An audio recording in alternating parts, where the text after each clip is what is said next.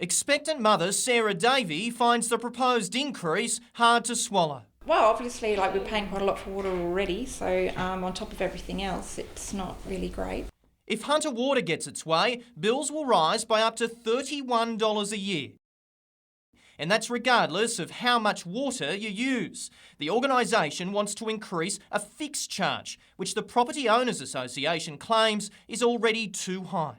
This bill here, for example, shows that the water usage for this property is $11 out of a total bill of $247. There's another player in this, of course, and that's the government itself.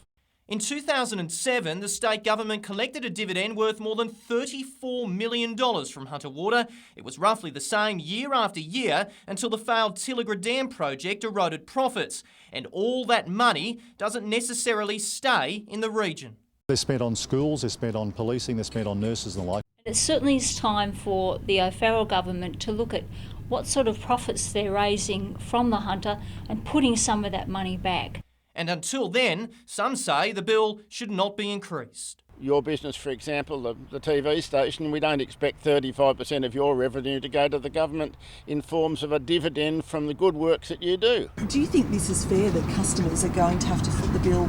We have a policy around dividends that's not like Labor's policy, which saw them go up and up and up. Nat Wallace, NBN News.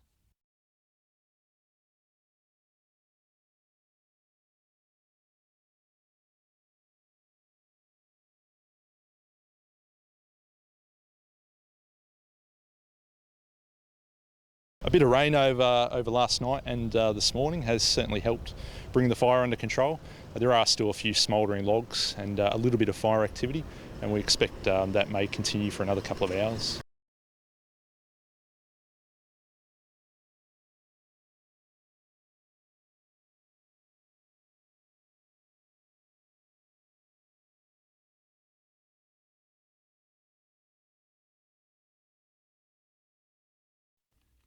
Scuba diver Nick Ruitt was on a regular dive under Swansea Bridge.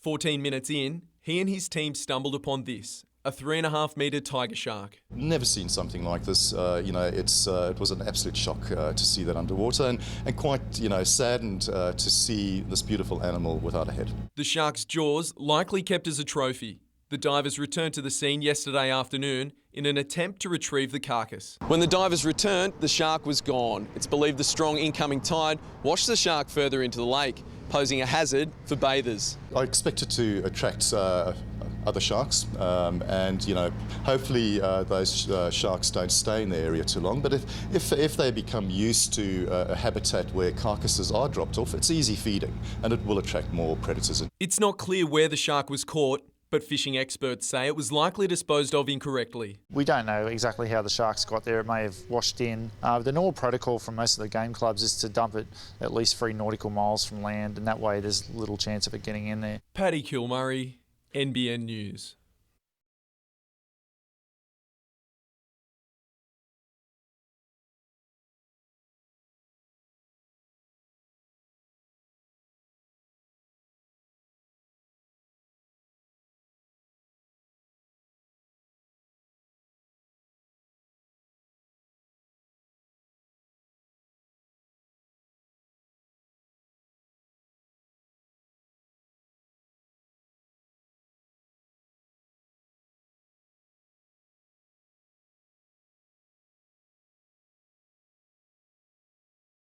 Wendy Bowman says she's a casualty of coal on more than one front. She's been forced to sell up and move home twice and says residing in the Upper Hunter has had another effect. A specialist at St Vincent's Private, he did a lung function test. He acknowledged that yes, I do have a considerable amount of dust in my lungs and that I've lost 20% of my lung function. Yesterday, she learned Ashton Coal's been granted approval for a 315-hectare open-cut coal mine, which would connect to the company's existing underground operations. Ms Bowman's neighbours have already sold up, leaving her 190-hectare property one of the last and the biggest on the purchase list. They said in the beginning it wouldn't be viable. If you don't sell? if I don't sell. And there's a number of approvals that we still need to gain, and obviously other property acquisitions, and we've got to work through those now that we've got the approval. The mine was originally rejected by the Planning Assessment Commission because of environmental concerns, but the company contested the decision in court, and after looking at an amended proposal, the Commission has signed off on the plan. We believe they've been pressured by the government to change their decision. And we've had 16 health alerts from the Upper Hunter Air Quality Network in the last month. If something goes wrong with this water, what happens to the thousands of people down there in the vineyards? We're confident that the project can operate without causing any impacts at all to that system. Kath Landers, NBN News.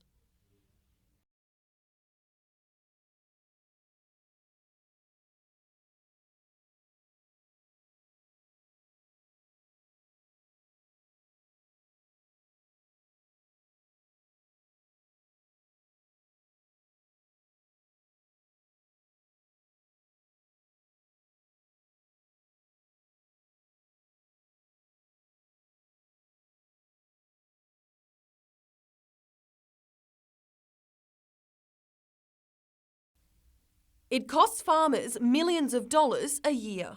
Some of these organised thefts are very sophisticated and they do involve a number of people participating. Police across regional New South Wales are cracking down on livestock theft. They are keeping the animals on their own property or a property they've acquired, or they're putting them immediately through a sale process or a slaughter process.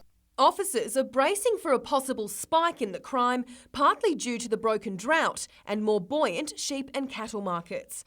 Last year, more than 30,000 head of cattle and sheep were stolen at properties across rural New South Wales. The estimated cost to the industry, a whopping $3.9 million. Dozens of detectives were today briefed on ways to tackle the crime at a police conference in the Hunter.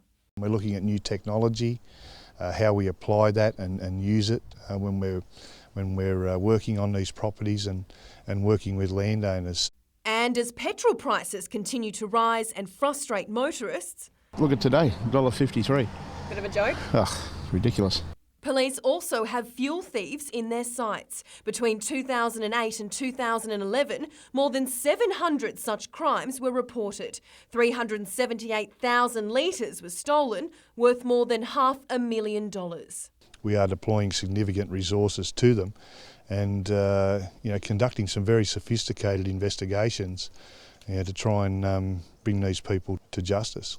Stephanie Jeans, NBN News.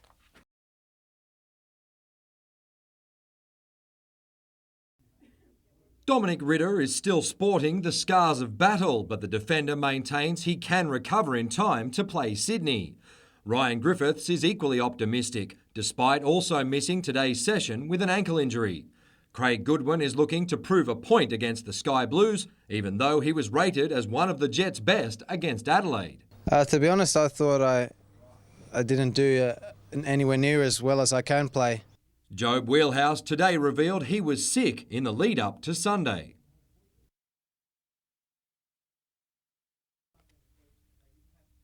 He admits the big occasion affected his team.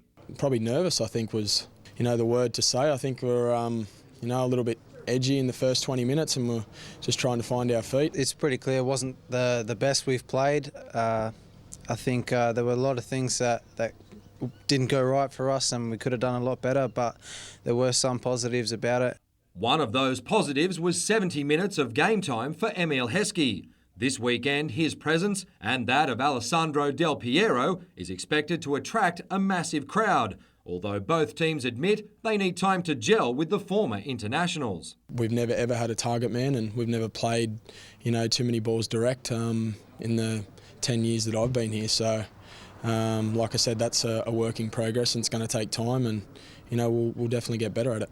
Mitchell Hughes, NBN News.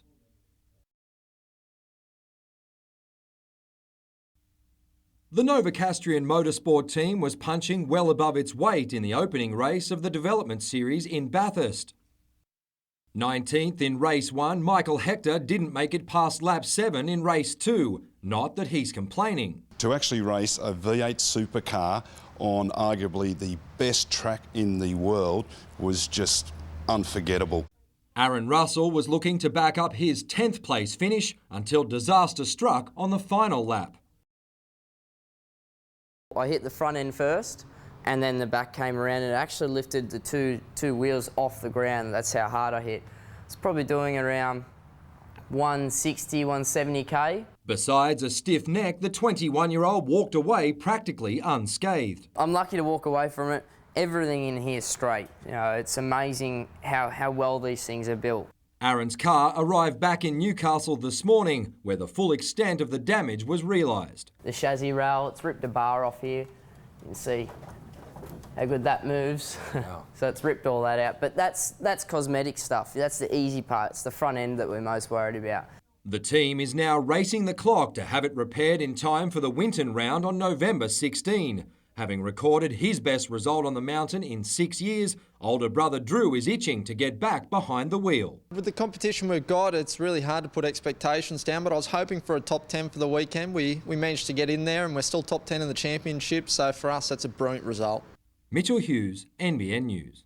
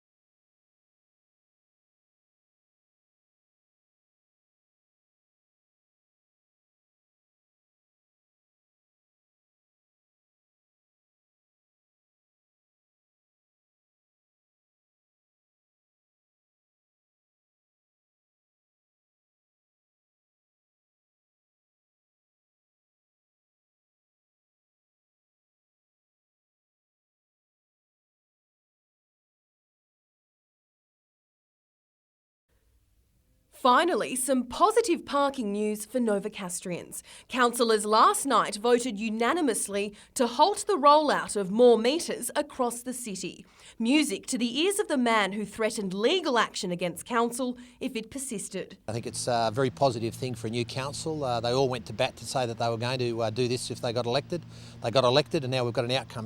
Derby Street and the Junction were just some of the areas in the firing line of 189 new metres planned for the city. Oh, having it scrapped is fantastic because even working here it's really hard to get a park. We need something back for the people. Well, you know, the council gets enough. Meters introduced across the city's west back in May will remain, but parking there and in parts of the city's east will be free on weekends. It will all come at a cost to council. It's estimated free weekend parking will have an impact of around $500,000 on this year's budget. And the scrapped expansion of paid parking will set council back $20 million over the next 10 years. It will be a cost. However, we've got to change our attitude. Council has to change the view from every time there's a budget problem trying to gouge the ratepayers with extra fees. Meanwhile, Lord Mayor Jeff McCloy last night withdrew a controversial motion to appoint his campaign manager, Josh Hodges, as his advisor. I think that him withdrawing that motion was a very good move because it could have been, put us in a very difficult position because essentially the motion was sacking a staff member. Stephanie Jeans, NBN News.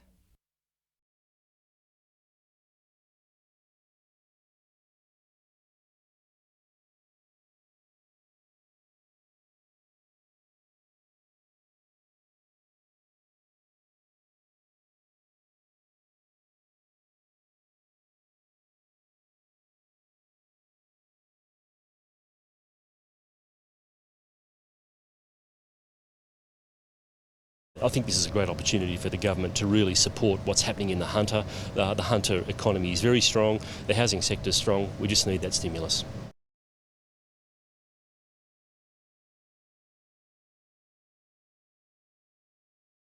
Despite there being 2 proposed sites for the University of Newcastle CBD campus, it's still a long way from becoming a reality. A $65 million federal funding hole is being blamed. We do appreciate these processes take time, and so we have to have patience. Newcastle MP Sharon Grierson says evaluations for the funding are still in progress, while Vice-Chancellor Professor Carolyn McMillan says under the university's new strategic plan, the facility is crucial to goals of attracting more international students and staff, and the city itself is also expected to benefit.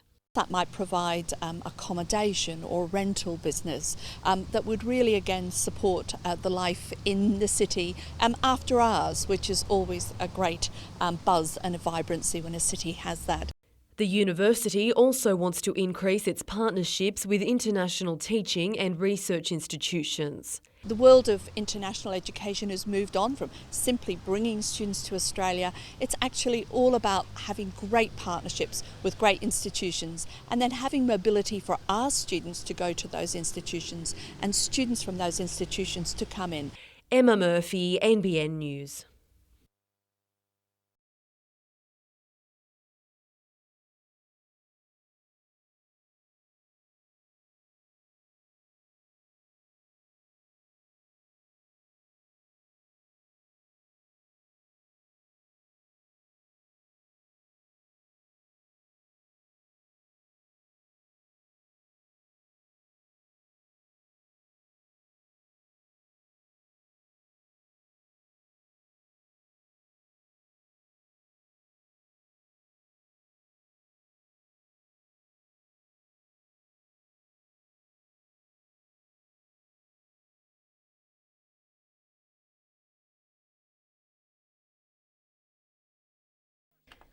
Varley employs more than 600 workers across Australia. 450 of those are in Newcastle.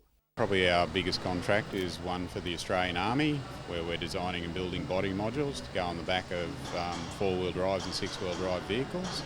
But the manufacturing industry itself is facing tough times. Today, Australian Industry Group Chief Executive Innes Willocks visited the Hunter Business's Tomago workshop to see how its innovative approach is paying dividends. Generally, most people are finding in manufacturing it to be tough conditions. The cost of labour and the cost of the materials and that are high here, and the high dollar makes it easier to import now. Manufacturing here is changing a lot. It's changing for the better. It's becoming much more diverse. There's a lot of focus on innovation. There's a lot of focus on finding new markets, both within Australia and outside of Australia. The industry is now calling on the federal government to announce its plans on how to develop and protect the sector's future. What industry wants from government is a commitment to manufacturing and the recognition that it is important, that it does have a key role to play in the future of the national economy, and it certainly does. Emma Murphy, NBN News.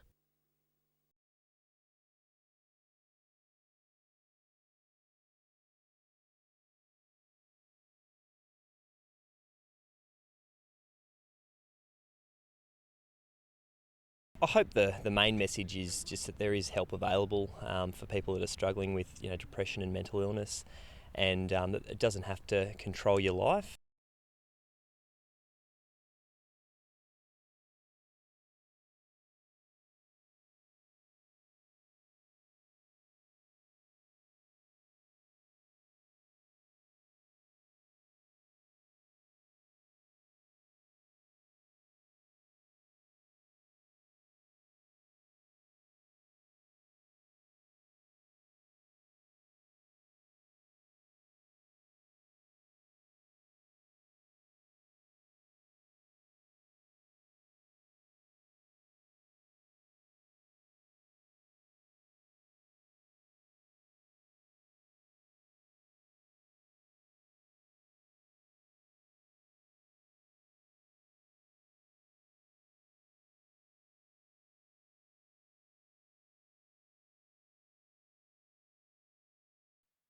The Coolangatta Gold is one of the biggest endurance tests in Australian sport, and this year's could be a tale of two Isaacs.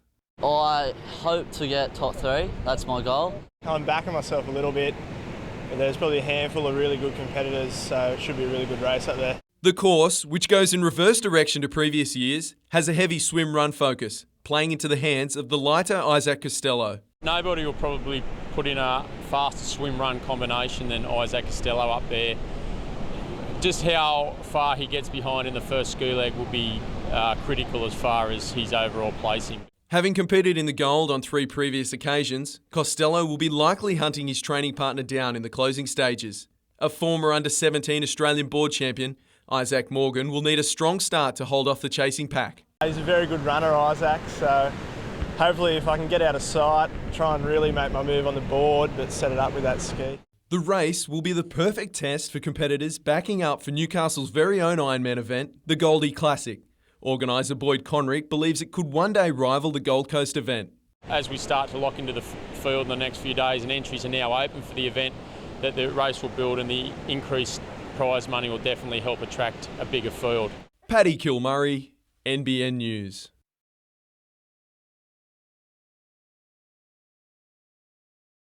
Jake Hunter's horse Midnight Rock is enjoying a well-earned spell after helping the teenager take out the Australian junior title. With some lofty goals in mind, Jake was back in the saddle today on board stablemate Rebel. Well, I'm in the saddle every day. You get up before school and feed the horses and then go to school, come home and ride as many as you can before it gets dark. For the Hunters, show jumping has always been a family affair. It's been exactly 30 years since I won the Australian Junior Championship myself, so I kept that to myself as a secret and didn't tell anybody till he won the event. With mum Gail as his mentor, the 16-year-old has long been one of Australia's top juniors, finishing runner-up twice at the Nationals before this year's win. He's now dreaming of representing his country at the Youth Olympics in China in 2014, before swapping the Aussie sun for the heat of Rio in 2016. But with Midnight Rock getting on in years, he'll have to find a new mount for his Olympic campaign. He's a 12-year-old thoroughbred that Mum actually got as a 2-year-old off the track, and Mum used to ride him, and then I took the ride about, 2 years ago now, and I've had a lot of success with him. For now, he'll continue to hone his skills with his current horses, starting at the New South Wales titles in Tamworth later this month. Mitchell Hughes, NBN News.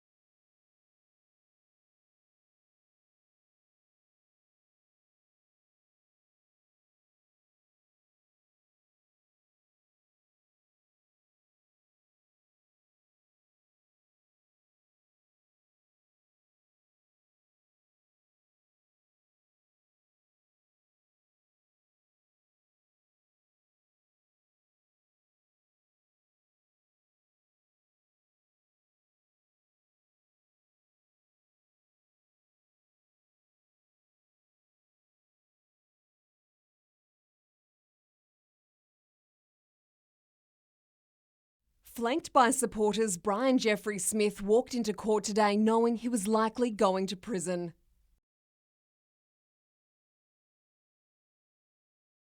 The court heard Smith was first charged with high-range drink driving after returning a blood alcohol level of 0.253 on July 27 while behind the wheel of a work truck near Newcastle. Just 4 days later, the 41-year-old was again pulled over by police. This time he blew almost 10 times the legal limit.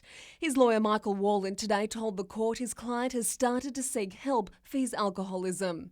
He's very remorseful for his actions. In sentencing, Magistrate Caleb Franklin took into account Smith's expression of remorse and steps taken towards rehabilitation, but added the number of people exposed to risk from his actions was significant. He sentenced him to a maximum of 10 months jail with a non-parole period of 6. Immediately after Smith was sentenced and taken into custody, his legal team lodged an appeal.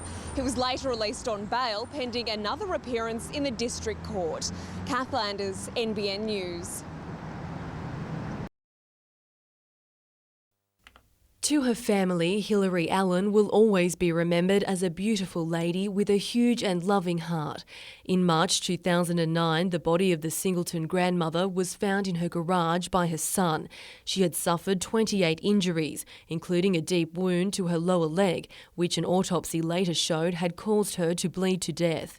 In July, a Supreme Court jury found Scott O'Hare guilty of murdering and stealing from the 82-year-old. Today, in Newcastle Supreme Court, he was sentenced to 27 years and 6 months prison, with a minimum of 20.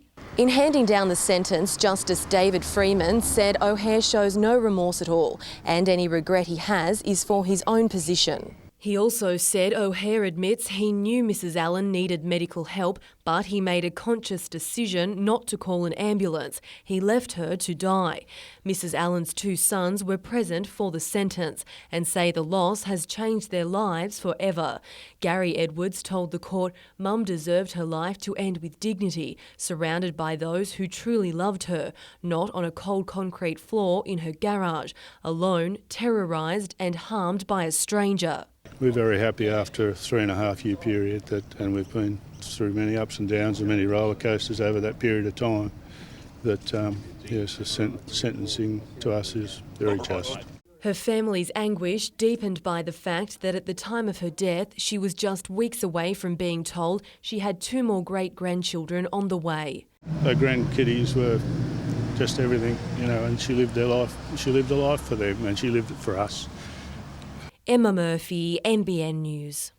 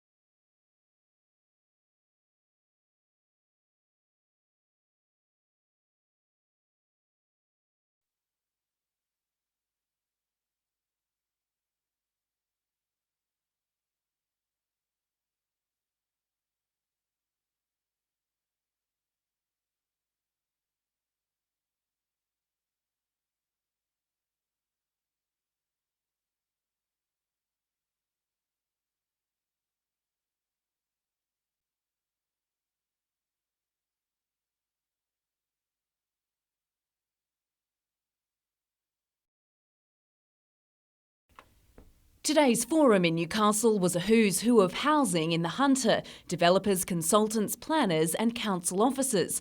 They heard from some of property's leading lights, including Mirvac and Stockland, regarding development challenges and how to create more affordable housing. Currently, the region is struggling to meet demand and falling well short of the figures set out in the Lower Hunter Regional Strategy, a roadmap for delivering housing over 25 years.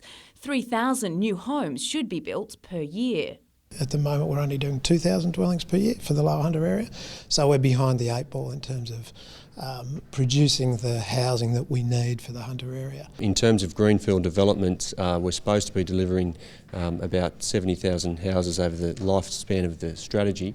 In the first 6 years we've only delivered about 3,500. In the meantime, prices soar for land and new homes, rentals become harder to find and public housing waiting lists skyrocket. And what we've got to look at is some ways of making it more affordable, and a couple of ways of doing that is making lots smaller so that the land isn't as expensive, and that the housing that people want is more affordable in terms of the construction. Developers say council and state government red tape is part of the problem, creating lengthy approval processes. The longer time it takes to get something to market, the less affordable it'll be, because you have to get our returns back. The Hundley development south of Brankston is just one that seems set to happen after many years in the wilderness. It will create 1,800 new homes. Jane Goldsmith, NBN News. It's one of the most common chronic diseases. Asthma has really increased over the last 3 decades, and it's now between 10 and 12% of people in Australia have asthma, and that's even higher in kids. The effects can be debilitating and current steroid-based treatments are often left wanting. The quest for better methods has brought together 120 researchers for HMRI's annual asthma meeting. Special guests include the University of Vermont's Dr. Anne Dixon, whose work focuses on asthma's link to obesity. Trying to explore whether there are new medications that we can use, whether the effect of lifestyle interventions, diet, weight loss, that can be very difficult to achieve. Being overweight is a major risk factor for asthma, and the disease tends to develop later and with different mechanisms. If it's fat cells are having an effect on the airway, if it's sort of the nutritional factors are having on the airway, or is it sort of related to sort of increased difficulty, with exercise and moving. The conference continues tomorrow, with researchers hoping the sharing of ideas will help asthmatics breathe better.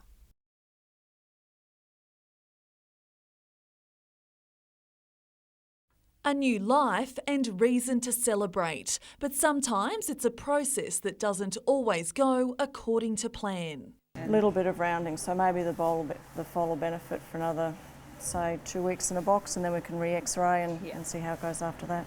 Here at the Scone Equine Hospital's intensive care unit, a team of specialist vets and nurses work around the clock to help new additions survive and thrive. The most common problems caused by infections during pregnancy. And the foals also have neonatal syndrome, which is a dummy foal, and these foals are unable to stand, they can't nurse from the mare. They also might have problems with their gastrointestinal tract not working or their kidneys not working. A tough and testing time for those on hand. The hardest part for me is having a foal that is starting to show, or a patient that's starting to show signs for improvement, and then it starts to deteriorate and there's nothing that we can do to try and save it.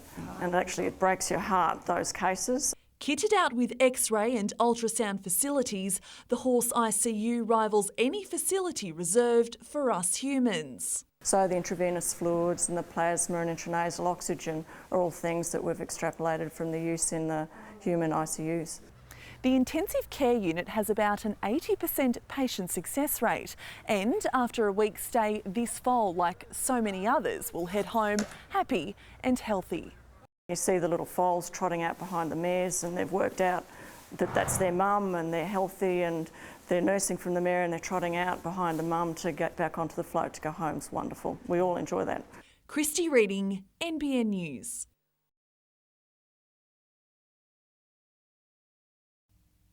After nursing ankle injuries earlier in the week, Dominic Ritter and Ryan Griffiths are both expected to feature against the Sky Blues. Despite the 2-0 loss to Adelaide, Gary Van Egmond isn't about to make sweeping changes. In regards to our formation, we'll probably tinker with that a little bit, and there could be one or two different ones, but maybe that might be bench spots more than the 11. Ryan and his brother Adam were teammates at Newcastle United back in the old NSL. This weekend represents the first time they'll go head-to-head. Probably won't speak to him from here on in because I want to get my mind set, and I don't want him to get in my ear or anything like that. And I'm not very good at getting in his ear, so I'll just leave it to the game. A crowd of more than 30,000 is expected at Saturday's game, thanks largely to the presence of Emile Heskey and Alessandro Del Piero. The Jets are wary of giving the Italian legend too much room. You see such a player and you've got so much respect for him that do you kick him? Do you leave him alone? As long as we don't jump in and get beaten, then we've done our job. Sydney coach Ian Crook has told his players to embrace the hype. It's not too often in the years that we've been able to sort of get close to a full house here, so it'd be brilliant. Meanwhile, former Jets marquee man Jason Kalina looks to have found a permanent home in the state capital. When Jason feels he's ready, we'll sit down, have a chat, and then we'll decide which way to go there. But we'd love him to be part of this club. Mitchell Hughes, NBN News.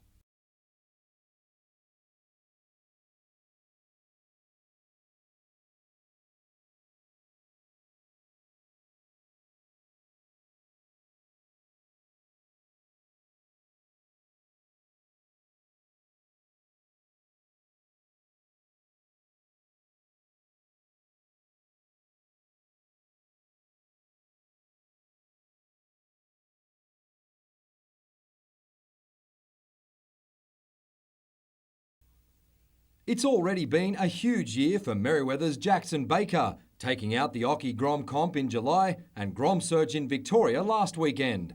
Now he's about to swap this for this.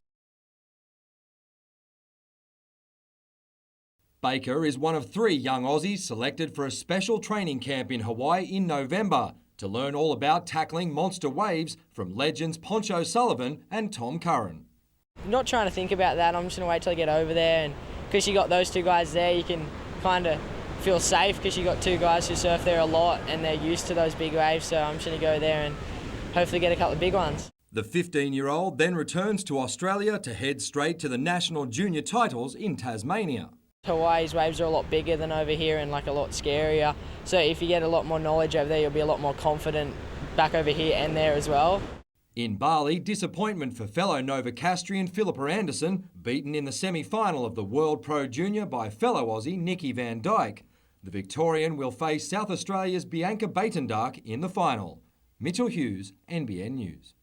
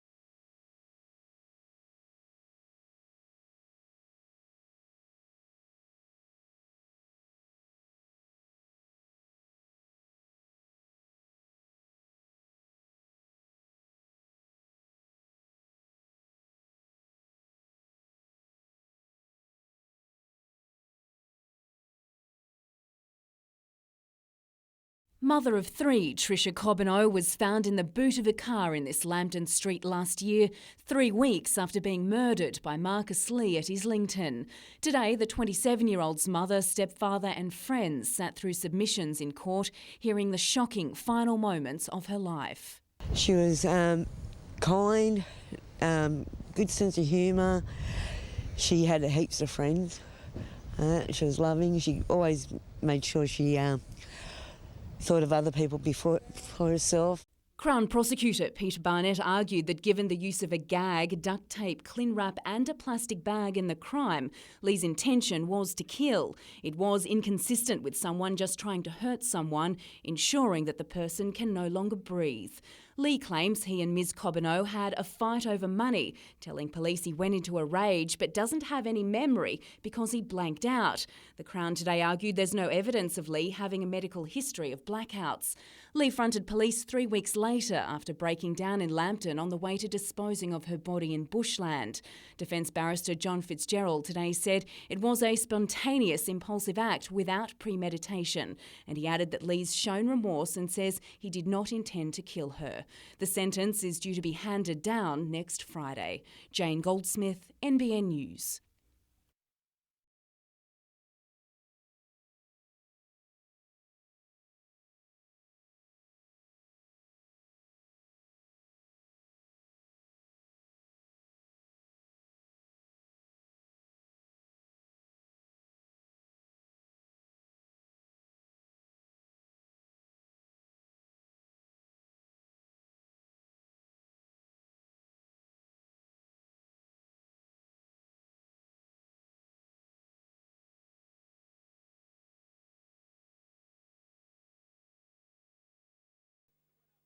Shutting the gate on what once was a prosperous business.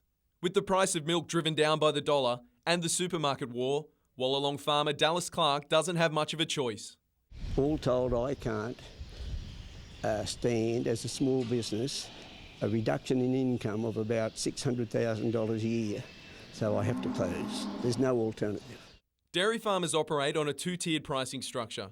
They're paid higher for the milk, which is used in branded products, and less for the milk, which is used in generic ones. With the demand for branded milk decreasing, so too is their income, forcing farmers out. If you're getting paid for the product, you can produce it, but you've got to be paid above the cost of production. And dairy farmers in the United States are getting paid. Congress passed a bill forcing supermarkets to raise their prices, effectively saving the industry. It'll be paid directly to dairy farmers because they're going broke and they know they must have milk. By the middle of next year, the 700 head of cattle behind me will be sold, and the oldest continuously running dairy in the Hunter Valley will be a thing of the past. Every farm organisation in this country should act together now and try and just say, we've had enough, let's get and change it. Paddy Kilmurray, NBN News.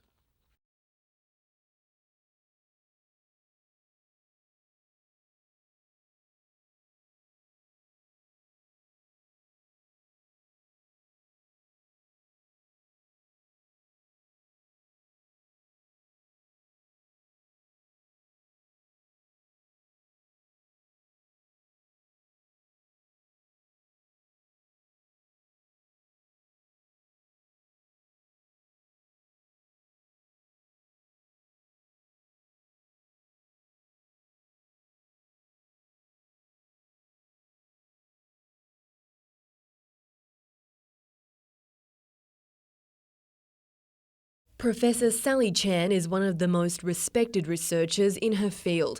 Head of a nursing studies centre in Singapore, today she visited the Hunter Medical Research Institute for the launch of a new nursing and midwifery research initiative.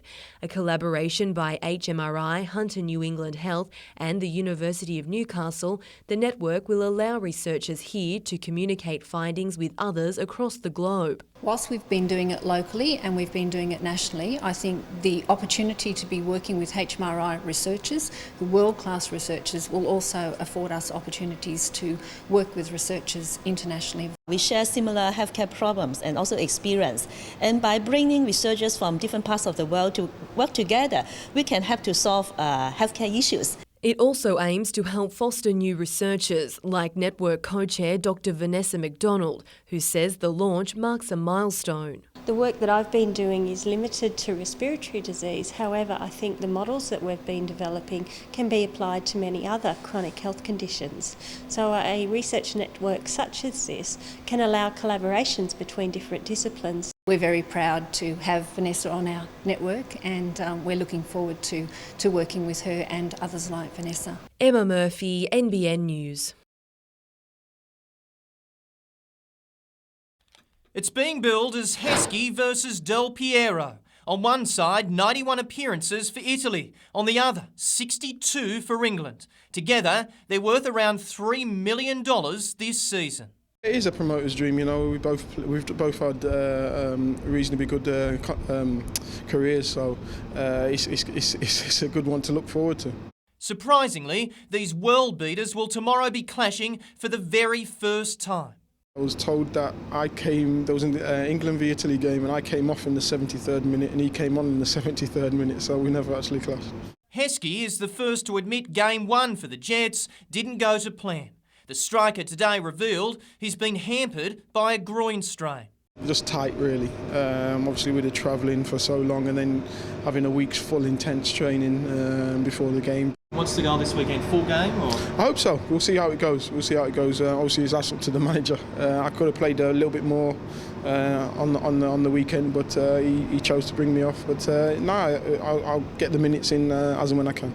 Heskey isn't the only one looking for a few more quality minutes. Yeah, they're not too fond of me, but like I say, it's all well and good in football, and I just enjoy playing there. Ruben Zadkovic, a former Sydney player, blunt about his performance against Adelaide.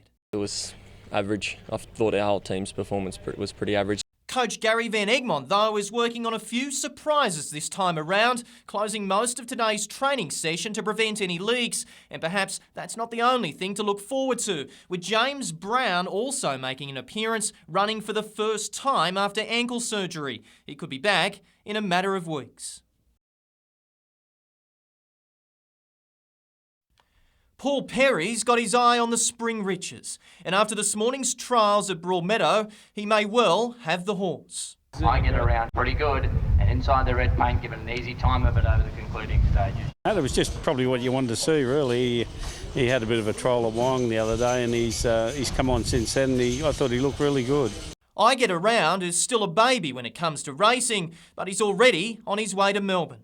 The stable deciding to take on some of the country's best. There's a couple of short races there, there's probably one on Cox Plate Day, I might take him down and run him in a couple of them and see where he goes. Look, he's very, very quick. He's a genuine speedster, and no doubt for the crowds out there he'd be a bit of a joy to watch. The son of Schnitzel already has a big following, starting odds on last start in Sydney.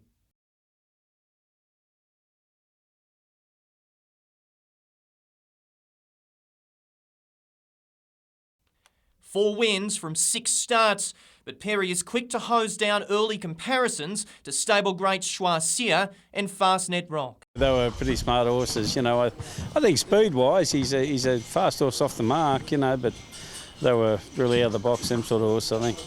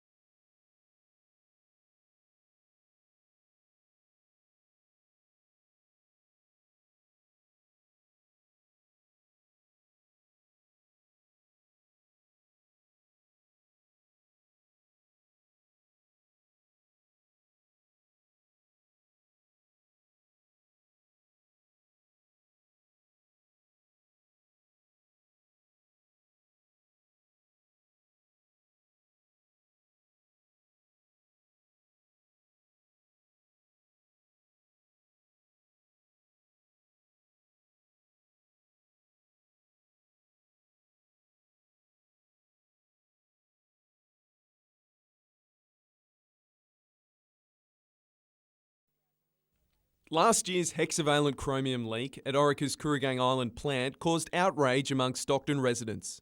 Today, they're pleased for a solution finally paid off, with the plant's new air monitoring system up and running. It's designed to pinpoint the source of pollutants and dust coming from the plant, but according to Orica, it might not be necessary. So confident would never be a hexavalent chromium leak, so we fixed the plant. We spent millions of dollars rectifying the plant. We've changed all the hardware so that will never happen again. It's the first step in regaining the community's trust, while several other air monitoring stations are planned to be installed throughout Newcastle.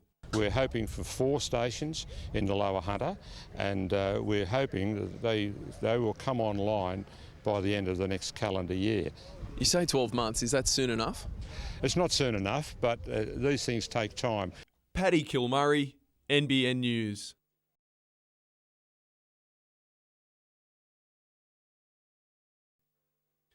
There's a reason why Bloomfield employees are confident the business can ride out any uncertainty in the industry.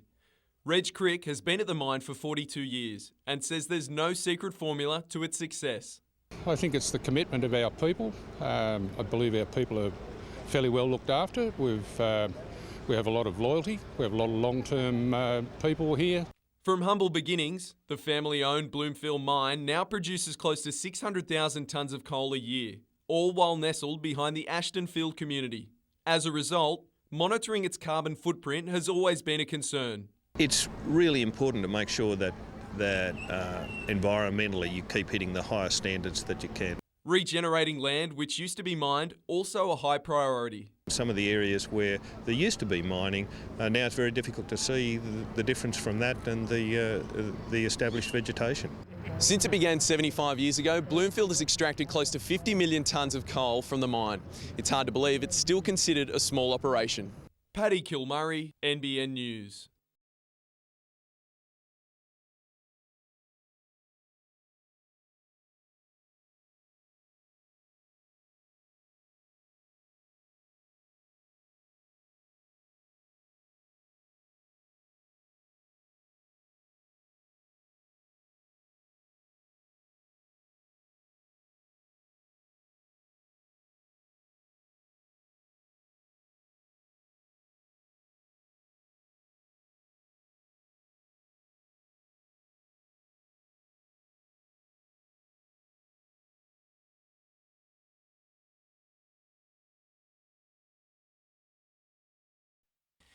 This is the best gift the Callagans have ever had. You going to win tonight? Yeah. Yeah, probably. We hope. The dog nobody wanted, now in the running for one of the richest races on the calendar. Might be a new bike in it for Christmas. Oh, yeah. Yes, he was a giveaway from a mate of mine from the Central Coast, and he's been a bit of a handful, but we've had some fun with him, and we've won 9 races with him now, and here we are at the Country Challenge final. Troy Callaghan's Doesn't Matter will go into tonight's race as one of the favourites. And if he leaves the boxes as fast as that, his trainer will not only win the $30,000 feature, but also a cocktail party in his honour. Oh, it'd be a great win. Be my biggest win so far, but to win it with this dog would be great. Doesn't Matter's road to success has been a little rocky. The problem? Running in a straight line. But since moving to the streets of Stanford Merthyr 12 months ago, there's been a change. One that's seen him make it all the way to the bright lights of Sydney's Wentworth Park. Yeah, well, he can be a bit of a head case. He does a few strange things in his races, and yeah, they're a bit unexplainable at times, but we keep persevering because he can run. And now he has more supporters than ever. Is he your favourite dog? Yeah. Yes. Yes. Why is he your favourite? He runs fast and he's good at box 8. Tonight, it's box 4. But if things go well, the pooch that Nellie didn't have a home can expect a little more pampering. Oh, he might get a double quarter pounder tonight, I think, on the way home if he's lucky. Yeah, but that'll be about it.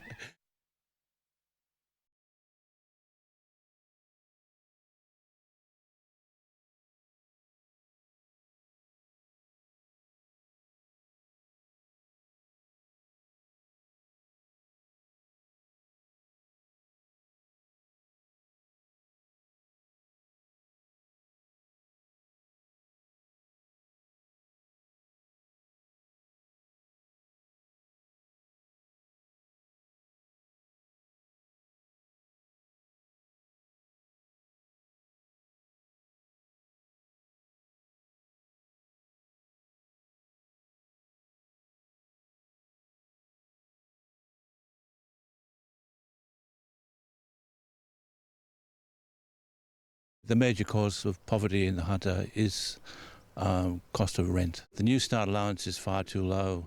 We're calling for an increase in $50 a week. That's just not enough. It's only $245 a week.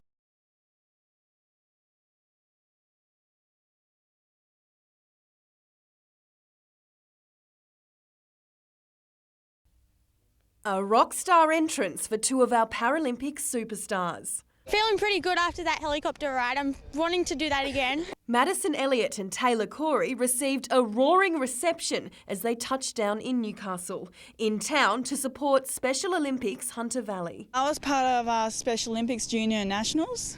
So with these kids trying their best, I just want to be friends with them. They marched proudly alongside 120 Hunter athletes who will compete in the Special Olympics. Today's event raised much-needed funds for the Junior Games, which will be held in Newcastle in December, and the Asia Pacific Games, which the city will host next year. The money that's being raised in the Hunter has been brilliant, but we still need more people to come on board. Around 350 children with an intellectual disability will compete this year, and for some, the Games will mark a milestone. Pretty nervous as well because I've never done it before. I just tell people to get out, just come out and you'll be inspired by what these athletes can do. To donate to the Games, head to the Special Olympics website. They've got the biggest and best hearts I've ever seen. Thanks everyone for coming today and supporting Special Olympics.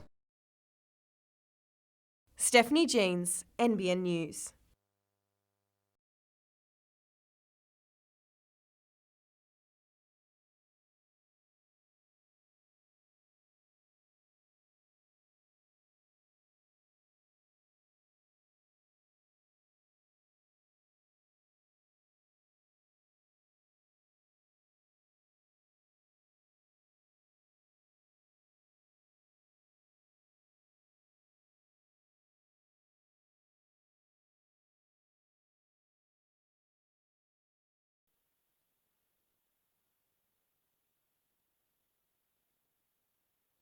From last week we improved 50% because last week we lost by 2. Now we lost by 1. It's good.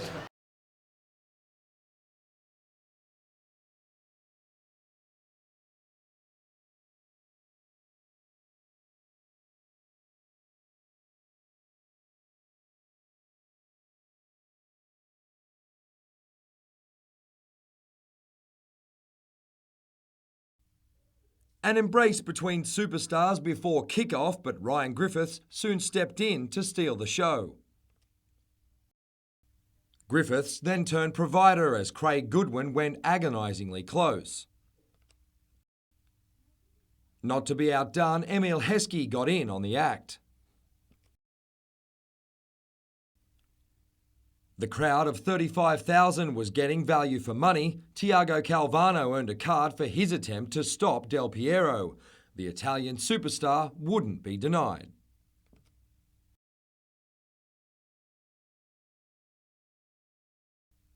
Goodwin continued to cause problems.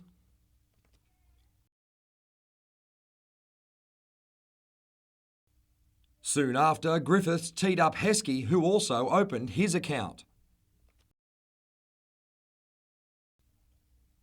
The Jets had a host of opportunities after the break. Ruben Zadkovic unlucky not to emulate Del Piero. Heskey was still getting plenty of attention, but Griffiths and Goodwin were the ones tormenting Sydney. Ben Kennedy tried to maintain Newcastle's advantage, but debutant Blake Powell ensured it would be a tense finish. In the dying stages, both sides had their chances as the Jets hung on to all 3 points.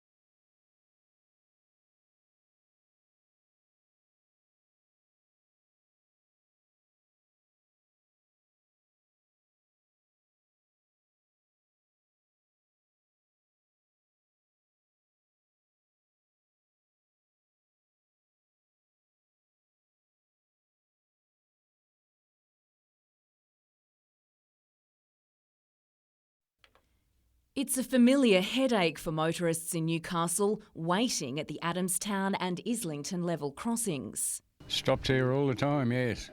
A bit sick of it. It's ridiculous, and part of the problem is the gates can go down 3 minutes and 10 seconds before a train arrives. And you're sitting here waiting.